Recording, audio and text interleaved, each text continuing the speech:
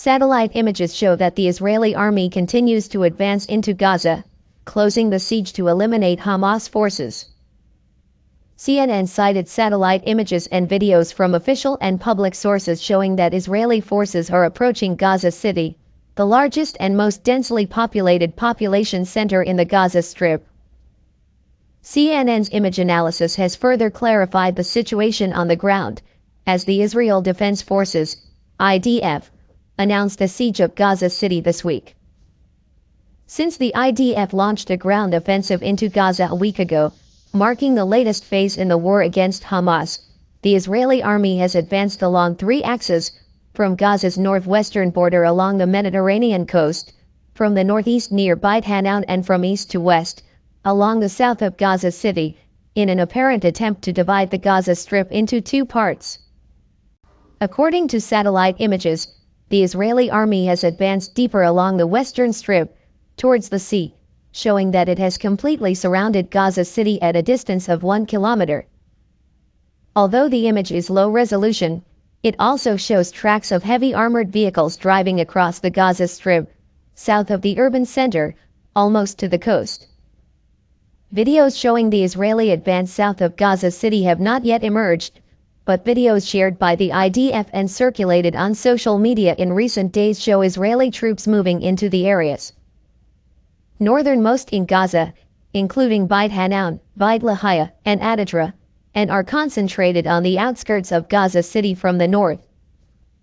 Satellite images and video also showed Israeli forces on Salah al-Din, the highway that runs along the Gaza Strip, appearing to block anyone still in Gaza City from moving south.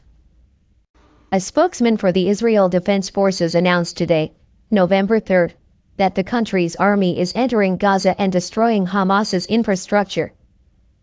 IDF forces encircled Gaza from the air, land, and sea, surrounding Gaza City and surrounding areas, Rear Admiral Daniel Hagari said.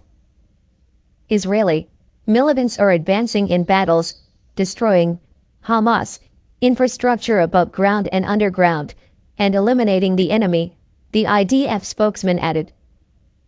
IDF spokesman Rear Admiral Daniel Hagari told reporters on November 3 that Israeli forces have killed 10 Hamas brigade and battalion commanders since the start of the war last month.